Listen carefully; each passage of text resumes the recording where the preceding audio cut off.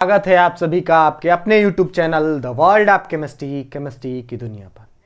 मेरा नाम हिमांशु मिश्रा है और मैं आज आपके लिए बीएससी सेकेंड सेमेस्टर में पढ़ रहे स्टूडेंट्स के लिए लेक्चर 1 हो चुका था और आज लेक्चर 2 की बारी थी, जो है बायो ऑर्गेनिक और मेडिसिनल केमिस्ट्री से। पिछली लेक्चर्स में हम थोड़ी सी मिस्टेक कर दिए थे, बीएससी थर्ड सेमेस्टर लिख दिया था हमने, लेकिन नहीं, ये बायो ऑर्गेनिक और medicinal chemistry BSc second semester में ही हम लोग को पढ़ना है और इसी के वीडियो हमको देखने हैं। इसी से रिलेटेड क्वेश्चंस हमारे एग्जाम्स में पूछे जाएंगे और इस बायो ऑर्गेनिक और मेडिसिनल केमिस्ट्री के बीएससी सेकेंड सेमेस्टर के हम लोग को जो पढ़ना है टॉपिक वो है केमिस्ट्री ऑफ कार्बोहाइड्रेट। ये यूनिट 1 है और इसमें हम लोगों ने क्लासिफिकेशन हम लोग डील कर रहे थे। सबसे पहले हम लोग कार्बोहाइड्रेट कहते किसको हैं, क्या क्या प्रॉपर्टीज होती हैं, उसके बारे में हम लोगों ने पढ़ा हुआ था। तो जितने लोग पहला लेक्चर्स मिस किए हुए हैं वो पहला लेक्चर पढ़ने के बाद ही वो ये पढ़ेंगे लेक्चर नंबर 2, ताकि अच्छे से आपको समझ में भी आए और अच्छे से आप डील भी कर सकें इस चैप्टर को। तो चलिए ज़रा समय न लेते हुए हम लोग चलते हैं इस टॉपिक पे। तो जितने लोग जितने व्यूअर्स देख रहे हैं, लाइक के बटन दिए, लाइक के बटन को प्रेस करेंगे। जिन्होंने अब तक चैनल को सब्सक्राइब नहीं किया वो चैनल को सब्सक्राइब कर लेंगे, ताकि आने वाले अपकमिंग वीडियो की सूचना आपको जल्द से जल्द मिल सकेगी। तो चलिए जरा हम लोग शुरुआत करते हैं क्लासिफिकेशन ऑफ कार्बोहाइड्रेट। पहला क्लासिफिकेशन हमने करा दिया था, वो टेस्ट के बेसिस पे था, जिसमें हमने शुगर और नॉन शुगर में डिवाइड किया था। और आज हम लोग on the basis of reducing nature carbohydrates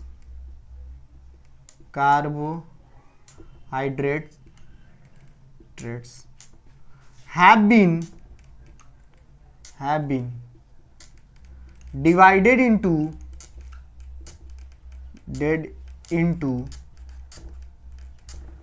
two types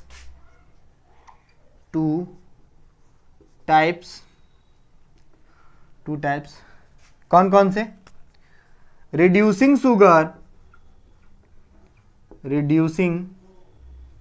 sugar और सेकेंड है नॉन रिड्यूसिंग शुगर।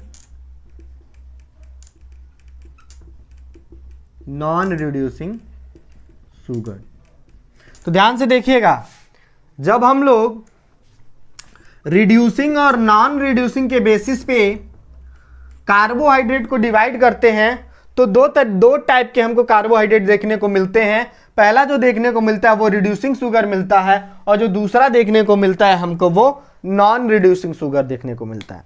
अब ये रिड्यूसिंग शुगर और नॉन रिड्यूसिंग शुगर से क्वेश्चन भी पूछा जाता है कि कौन सा ऐसा कार्बोहाइड्रेट है जो रिड्यूसिंग नेचर का है। ये क्वेश्चन बहुत बार पूछा जाता है, जब भी आप किसी कॉम्पिटिटिव एग्जाम्स में भी इवेंट बैठते हैं तब भी ये क्वेश्चन पूछा जाता है कि रिड्यूसिंग शुगर क्या होता है। तो रिड्यूसिंग शुगर क्या होता है? ऐसे कार्बोहाइड्रेट, कुछ उसके टर्म्स होते हैं, क्या होते हैं जान लीजिए। ऐसे कार्बोहाइड्रेट जो फेलिंग सॉल्यूशन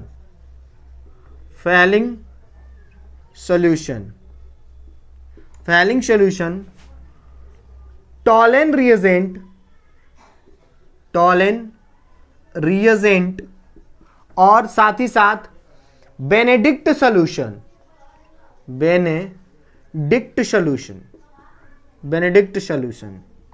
तो जो ऐसे कार्बोहाइड्रेट जो फेलिंग सॉल्यूशन, टॉलेन रिएजेंट और बेनेडिक्ट सॉल्यूशन को क्या करते हैं? रिड्यूस कर देते हैं। वो क्या कहलाते हैं? रिड्यूसिंग शुगर कहलाते हैं। तो those carbohydrates which have a capacity to reduce Fehling solution, Tollen reagent and Benedict solution is known as reducing sugar.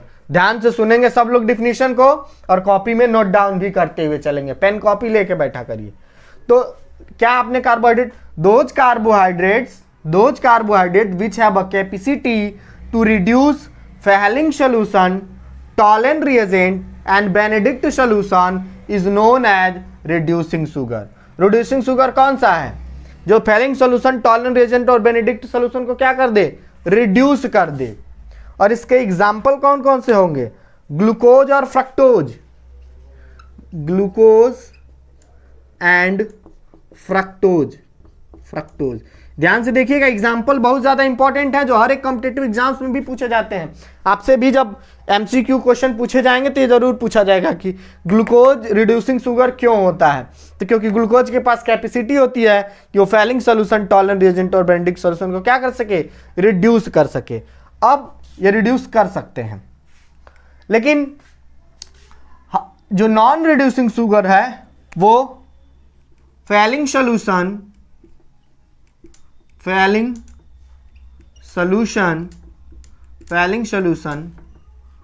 Tollens reagent और बेनेडिक्ट सोल्यूशन को रिड्यूस नहीं कर पाते हैं। Do not reduce. कॉपी पे नोट डाउन करिएगा, लिखिएगा कि those carbohydrate which have not capacity to reduce Fehling solution, Tollens reagent and Benedict solution is known as non reducing sugar.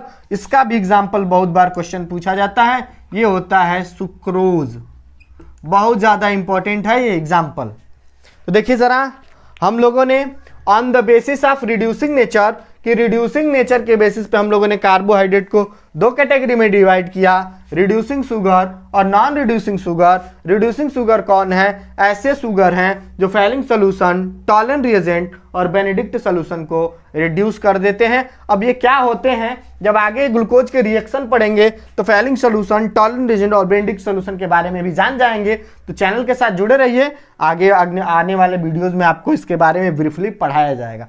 फिलहाल क्लासिफिकेशन पढ़ा रहे हैं, ज्यादा लंबा नहीं करना है, इसलिए लिमिट में हम लेके चल रहे हैं। और नॉन रिड्यूसिंग शुगर जो फैलिंग सोल्यूशन, टॉलेंट रिएजेंट और बेनेडिक्ट सोल्यूशन को रिड्यूस नहीं कर सकता है, और इसका एग्जांपल कौन सा है? सुक्रोज का है। फटाफट से इतने का आप स्क्रीनशॉट ले लेंगे ताकि हम लोग चलेंगे और आगे बढ़ के आगे की और सारी चीजों को हम लोग डील करेंगे।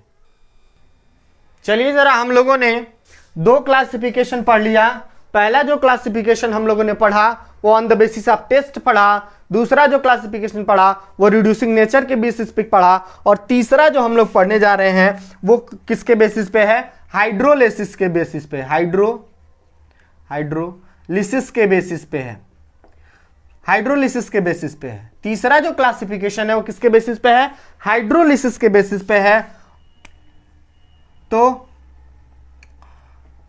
Carbohydrates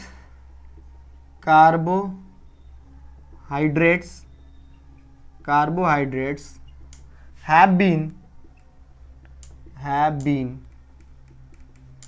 divided into three parts on the basis of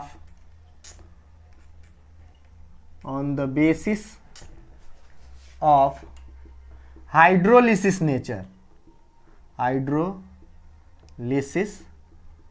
nature.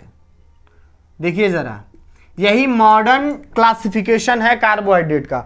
Modern classification है कार्बोहाइड्रेट का, यहीं से आपके चैप्टर की शुरुआत होगी। Modern classification most important.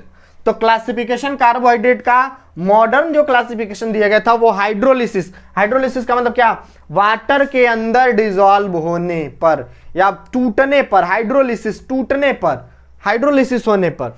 तो जब कार्बोहाइड्रेट के हाइड्रोलिसिस नेचर के बारे में हम लोग पढ़े तो कार्बोहाइड्रेट्स हाइड्रोलिसिस नेचर पे तीन कैटेगरी में डिवाइड होता है।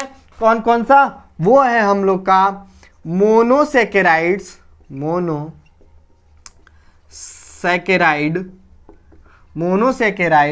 दूसरा है हम लोग का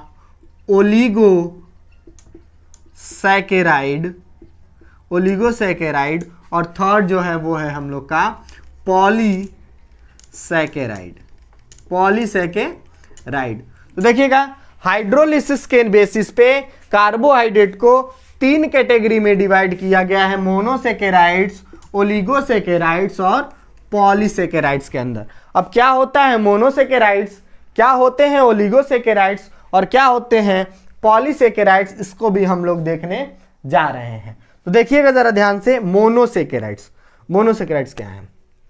मोनोसैकेराइड्स जो होते हैं वो बेसिक यूनिट होते हैं, basic unit of carbohydrates, carbohydrates ये बेसिक यूनिट्स हैं। कार्बोहाइड्रेट के क्या हैं? बेसिक यूनिट्स हैं। मोनोसेकेराइड्स कार्बोहाइड्रेट्स के बेसिक यूनिट कहे जाते हैं, ये बेसिक यूनिट्स हैं। इनका हाइड्रोलिसिस नहीं होता है, हाइड्रोलिसिस जो है इनका हाइड्रोलिसिस नहीं होता। मोनोसेकेराइड इतने स्मॉल यूनिट्स हैं कार्बोहाइड्रेट के कि जिनका फर्दर हाइड्रोलिसिस नहीं हो सकता। यानी अगर ग्लूकोज मॉलिक्यूल है तो ग्लूकोज मॉलिक्यूल टूटेगा तो ऑप्टिकली एक्टिव पॉलीहाइड्रोक्सीएल्डिहाइड या ऑप्टिकली एक्टिव पॉलीहाइड्रोक्सी कीटोन नहीं देगा। तो पहली प्रॉपर्टी क्या कि मोनोसेकेराइड्स बेसिक यूनिट होते हैं। दूसरी चीज क्या कि इनका हाइड्रोलिसिस नहीं किया जा सकता, इनका फर्दर हाइड्रोलिसिस नहीं किया जा सकता। और नेचर में 20 टाइप्स के क्या पाए जाते हैं? मोनोसेकेराइड्स पाए जाते हैं। तो in nature 20 types of monosaccharides are found in nature. Nature के अंदर 20 टाइप के मोनोसेकेराइड्स पाए जाते हैं। और अगर हम इनके एग्जाम्पल की बात करें, एग्जाम्पल कौन कौन से हैं, तो एग्जाम्पल इसका हो जाएगा ग्लूकोज साथ ही साथ फ्रक्टोज, ग्लूकोज और फ्रक्टोज। देखिएगा जरा ध्यान से, मोनोसेकेराइड उम्मीद करते हैं आपको समझ में आ गया होगा, और समझ में आया होगा तो लाइक के बटन को जरूर प्रेस करिएगा। मोनोसेकेराइड क्या है? बेसिक यूनिट है कार्बोहाइड्रेट के जिनका फर्दर हाइड्रोलिसिस हम नहीं कर सकते। मोनोसेकेराइड बेसिक यूनिट है कार्बोहाइड्रेट के जिनका हम फर्दर हाइड्रोलिसिस नहीं कर सकते। और नेचर में 20 टाइप के मोनोसेकेराइड्स क्या होते हैं? पाए जाते हैं। और इनके एग्जाम्पल हैं ग्लूकोज और फ्रक्टोज। अगर मैं बात करूं इस ओलिगोसेकेराइड्स की, तो ओलिगोसेकेराइड क्या होते हैं? ऐसे कार्बोहाइड्रेट्स होते हैं, ओलिगोसेकेराइड्स ऐसे कार्बोहाइड्रेट्स होते हैं, ऐसे कार्बोहाइड्रेट्स होते हैं जिनका हमने अगर हाइड्रोलिसिस कराया, जिनका हमने हाइड्रोलिसिस कराया तो 2 से 10 की संख्या में, 2 से 10 की यूनिट में क्या मिलते हैं? मोनोसेकेराइड के यूनिट मिलते हैं। मोनोसेकेराइड के यूनिट मिलते हैं। यानी ऐसा कार्बोहाइड्रेट जिसका हाइड्रोलिसिस अगर किया गया तो 2 से 10 यूनिट के तौर पे क्या मिलेगा? मोनोसेकेराइड के यूनिट मिलेंगे। ओलिगोसेकेराइड्स ऐसे कार्बोहाइड्रेट जिनका हाइड्रोलिसिस अगर होता है तो 2 से 10 की संख्या में क्या मिलते हैं? मोनोसेकेराइड के यूनिट मिलते हैं। अगर कोई ऐसा कार्बोहाइड्रेट है जिसका हाइड्रोलिसिस किया गया और 2 यूनिट मिला किसका? मोनोसेकेराइड का, 2 यूनिट मिला मोनोसेकेराइड का, तो इसको हम लोग क्या बोलेंगे? इसको हम लोग बोलेंगे डाइसेकेराइड। इसको हम लोग बोल देंगे डाइसेकेराइड बोल देंगे।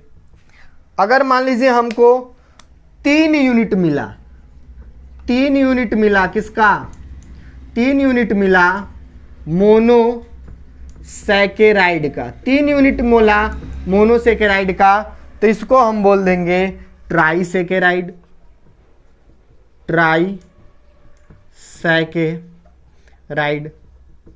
ऐसे ही 4 मिलेगा तो टेट्रासेकेराइड, 5 मिलेगा तो पेंटासेकेराइड, 10 मिलेगा तो डेकासेकेराइड्स। तो ओलिगोसेकेराइड्स क्या हैं? ऐसे कार्बोहाइड्रेट जिसका हाइड्रोलिसिस होने पे 2 से 10 यूनिट मोनोसेकेराइड का मिलता है, उसको हम लोग बोलते हैं ओलिगोसेकेराइड। अगर 2 यूनिट मोनोसेकेराइड की मिल रही है तो डाइसेकेराइड, 3 यूनिट मोनोसेकेराइड की मिल रही है तो ट्राइसेकेराइड, 4 मिल रही है तो टेट्रासेकेराइड, 5 मिल रही है तो पेंटा, ऐसे ही 10 मिलेगी तो डेकासेकेराइड्स। हो गया। अब देखिए जरा, लास्ट बचा है हम लोग का पॉलीसेकेराइड्स। पॉलीसेकेराइड्स क्या है? ऐसे कार्बोहाइड्रेट्स, पॉलीसेकेराइड ऐसे कार्बोहाइड्रेट्स अगर इनका हमने कराया हाइड्रोलिसिस हाइड्रोलिसिस। अगर इनका कराया हाइड्रोलिसिस तो मोर देन 10 क्या मिलेगा, more than 10 units, more than 10 units of monosaccharide, monosaccharide. ध्यान से जरा देखिएगा क्या मिला, पॉलीसेकेराइड्स ऐसे कार्बोहाइड्रेट जिनका हमने हाइड्रोलिसिस कराया और हाइड्रोलिसिस कराने पे 10 से ज्यादा की संख्या में अगर मोनोसेकेराइड के यूनिट मिलते हैं, more than 10 units of monosaccharide मिलते हैं, तो उसको हम लोग बोलते हैं पॉलीसेकेराइड्स। और इसके एग्जाम्पल कौन से होते हैं, स्टार्च होता है, स्टार्च, सेलुलोज, स्टार्च, सेलुलोज क्या होते हैं, पॉलीसेकेराइड के एग्जाम्पल होते हैं। तो एक बार और जरा ध्यान से पढ़ लीजिए, जहां दिक्कत आएगी कमेंट बॉक्स में जरूर कमेंट करके बताइएगा ताकि मैं उसको अच्छे से और समझा सकूं आपको। तो मोनोसेकेराइड्स, मोनोसेकेराइड्स बेसिक यूनिट होते हैं कार्बोहाइड्रेट के, मोनोसेकेराइड बेसिक यूनिट होते हैं कार्बोहाइड्रेट के जिनका हाइड्रोलिसिस हम नहीं करा सकते, और नेचर में 20 टाइप के मोनोसेकेराइड्स पाए जाते हैं। मेन इंपॉर्टेंट एग्जांपल जो है वो ग्लूकोज और फ्रक्टोज का है। दूसरा है ओलिगोसेकेराइड, ऐसे कार्बोहाइड्रेट जिनका अगर हमने हाइड्रोलिसिस कराया तो 2 से 10 की संख्या में मोनोसेकेराइड के यूनिट मिलते हैं। अगर 2 मोनोसेकेराइड के यूनिट मिले तो डाइसेकेराइड, 3 यूनिट मोनोसेकेराइड के मिले तो ट्राई, ऐसे ही टेंट्रा, पेंटा, डेका तक मिल जाएगा। पॉलीसेकेराइड्स ऐसे कार्बोहाइड्रेट जिनका अगर हमने हाइड्रोलिसिस कराया तो more than 10 units of monosaccharide मिलते हैं, तो इसको हम लोग क्या बोलते हैं, पॉलीसेकेराइड मिलते हैं। एग्जांपल है स्टार्च और सेलुलोज। फटाफट से लाइक का बटन दिया है, जिन्होंने अभी तक लाइक नहीं किए हैं लाइक प्रेस करेंगे बटन को, और हम लोग इतने का स्क्रीनशॉट ले लो, फिर हम लोग आगे बढ़ते हैं और आगे की चीजों को और डिटेल के साथ पढ़ते हैं। चलिए जरा हम लोग थोड़ा सा और डिटेल में इसको देख लेते हैं। Monosaccharides, a carbohydrate that cannot be hydrolyzed further to give simpler unit of polyhydroxyaldehyde or ketone is called monosaccharides। वही जो बात मैंने बताई थी उसको एक सेंटेंस में हमने लिख दिया कि a carbohydrate that cannot be hydrolyzed further to give simpler unit of polyhydroxyaldehyde or ketone is known as monosaccharide। ऐसा कार्बोहाइड्रेट जिसका फर्दर हाइड्रोलिसिस होने पे हमको पॉलीहाइड्रोक्सीएल्डिहाइड या कीटोन नहीं मिलता है, उसको हम लोग क्या बोलते हैं, मोनोसेकेराइड बोलते हैं। और about 20 monosaccharides are known to occurs in nature. तो 20 टाइप के मोनोसेकेराइड यूनिट क्या होते हैं, नेचर में पाए जाते हैं, और इसके एग्जांपल हैं ग्लूकोज, फ्रक्टोज और राइबोज। अगर हम बात करें ओलिगोसेकेराइड्स की, तो a carbohydrate that yield 2 to 10 monosaccharide unit on the hydrolysis is called oligosaccharide. ऐसा कार्बोहाइड्रेट जिसका हाइड्रोलिसिस होने पे 2 से 10 मोनोसेकेराइड के यूनिट मिलते हैं, उसको हम लोग ओलिगोसेकेराइड बोलते हैं। और एग्जांपल है डाइसेकेराइड। और डाइसेकेराइड कौन से एग्जांपल है, सुक्रोज, माल्टोज और लेक्टोज। दे आपको एमसीक्यू क्वेश्चन की सुक्रोज डाइसेकेराइड है, टेट्रासेकेराइड है, पॉलीसेकेराइड है, क्या है, तो सुक्रोज, माल्टोज और लेक्टोज आते हैं डाइसेकेराइड में। ट्राइसेकेराइड की बात करें तो कॉमन एग्जांपल होता है रैफिनोज, और टेट्रासेकेराइड की बात करें तो सबसे कॉमन एग्जांपल होता है स्ट्रेचिओज।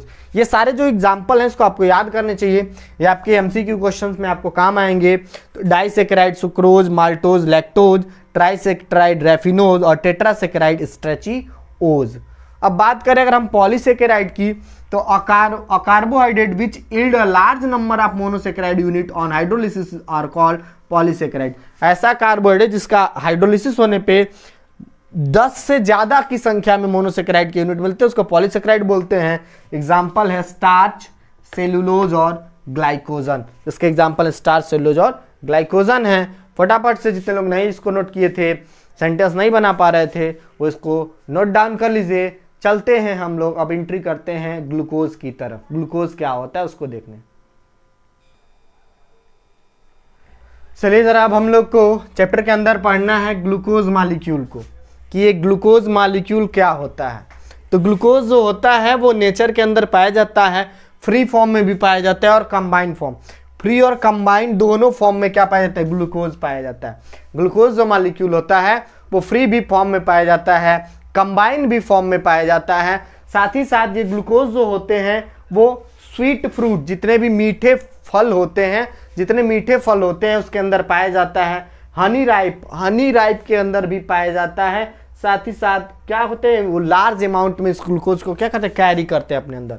तो ग्लूकोज एक ऐसा मॉलिक्यूल है जो कि फ्री फॉर्म में भी पाया जाता है, कंबाइंड फॉर्म में भी पाया जाता है, और जितने भी स्वीट फ्रूट होते हैं, मीठे फल होते हैं, सारे मीठे फलों के अंदर क्या पाया जाता है, ग्लूकोज पाया जाता है। और ग्लूकोज क्या होता है, पावर देता है, एनर्जी को कंज्यूम कर, एनर्जी देता है, एनर्जी रिलीज करता है हमारी बॉडी के अंदर, जिससे हमारी बॉडी एक्टिव रहती है किसी भी फंक्शन को परफॉर्म करने के लिए। तो glucose occurs freely in nature as well as in combined form. It is present in sweet fruits and honey ripe also contain glucose in large amount. It is formed as follows. Glucose की formation कैसी होती है, तो sucrose से glucose को बनाया जा सकता है। दिखा है, if sucrose is boiled with HCl or H2SO4 in alcoholic solution, glucose and fructose are obtained in equal amount. क्या कह रहा है कि जब सुक्रोज का फॉर्मूला C12H22O11, यही है ना सुक्रोज का फॉर्मूला, यही हम लोग का है सुक्रोज, यही है हम लोग का सुक्रोज C12H22O11। और इसका रिएक्शन जब हम कराते हैं H2SO4 के साथ एल्कोहलिक सोल्यूशन, एल्कोहलिक सोल्यूशन हमको लेना है, एल्कोहलिक सोल्यूशन लेना है, तो फिर क्या होगा, जब सुक्रोज का रिएक्शन हम लोग सुक्रोज को बॉयल करेंगे H2SO4 या HCl के साथ एल्कोहलिक सोल्यूशन के अंदर, तो ये इक्वल अमाउंट में ग्लूकोज और फ्रक्टोज देगा। ग्लूकोज का फॉर्मूला C6H12O6, फ्रक्टोज का फॉर्मूला C6H12O6। ये हम लोग का ग्लूकोज है और ये हम लोग का क्या है, फ्रक्टोज है, फ्रक्टोज। इसी बेसिस पे तो हम लोगों ने सुक्रोज को डाइसेकेराइड बोला है, क्योंकि सुक्रोज का हाइड्रोलिसिस हुआ, सुक्रोज का जैसे हाइड्रोलिसिस हुआ कितने मोनोसेकेराइड के यूनिट बने, एक मोनोसेकेराइड का यूनिट ये बना है, दूसरा मोनोसेकेराइड का यूनिट ये बना हुआ है। तो जब भी सुक्रोज का हाइड्रोलिसिस होता है, दो मोनोसेकेराइड के यूनिट मिलते हैं, एक ग्लूकोज और फ्रक्टोज, इसीलिए सुक्रोज हमारा क्या है, इसीलिए हम सुक्रोज को डाइसेकेराइड के कैटेगरी में रखते हैं। तो ग्लूकोज को बनाया कैसे जाएगा, if sucrose is boiled with HCl or H2SO4 in alcoholic solution, glucose and fructose are obtained in equal amount। तो जब भी हम सुक्रोज को हाइड्रोलिसिस कराएंगे तो दो मॉलिक्यूल मिलते हैं, दो यूनिट्स मिलते हैं मोनोसेकेराइड्स के, ग्लूकोज और फ्रक्टोज। फटाफट से इतने का स्क्रीनशॉट ले लीजिए जल्दी से। तो दोस्तों इसी के साथ हमने आज के इस लेक्चर में पूरा हम लोगों ने क्लासिफिकेशन, मॉडर्न क्लासिफिकेशन भी कर लिया है। थोड़ा सा ग्लूकोज का इंट्रोडक्शन और ग्लूकोज को कैसे फॉर्मेशन करते हैं वो सारे भी हम लोगों ने पढ़ लिया है। जितने नए व्यूअर्स हैं, जिसने पहले वीडियो को नहीं देखा है, वो पहला वीडियो और इस दोनों वीडियो का नोट्स बना लेंगे। फिर कुछ दिनों के अंदर हम तीसरा वीडियो अपलोड करेंगे जिसमें ग्लूकोज के स्ट्रक्चर को प्रूफ करेंगे, जिसपे ज़्यादा क्वेश्चंस आपके आएंगे आपके एग्जाम्स में। ग्लूकोज का स्ट्रक्चर कैसे प्रूफ होगा, ग्लूकोज में कितने, ग्लूकोज का स्ट्रक्चर भी हम बनवा चुके हैं आपको उस पहले वीडियो लेक्चर्स में है, तो वहां से जरूर है आप एक बार जाएंगे और इस ग्लूकोज के स्ट्रक्चर को याद करके रखेंगे, ताकि जब मैं आऊं तो फिर आपको भी समझाने में कोई दिक्कत ना हो और आपको समझ में भी सारी चीजें आए। तो अगले वीडियो लेक्चर्स में जैसे मिलेंगे हम लोग, तब तक आपको पहला वीडियो लेक्चर और दोनों वीडियो लेक्चर के नोट्स बना के कॉपी में रेडी कर लेना है। ग्लूकोज के स्ट्रक्चर को तैयार याद करके रखना है, ताकि हम लोग उस स्ट्रक्चर के हर एक पॉइंट्स को प्रूफ करेंगे, जो कि मोस्ट इंपॉर्टेंट होता है। तो जितने भी नए व्यूअर्स चैनल को सब्सक्राइब नहीं किए हैं, जल्दी से सब्सक्राइब कर लें, ताकि आने वाले अपकमिंग वीडियो की सूचना आपको जल्द से जल्द मिल सके। तो मिलते हैं हम लोग अपने अगले वीडियो लेक्चर्स में। Thank you so much for watching my video.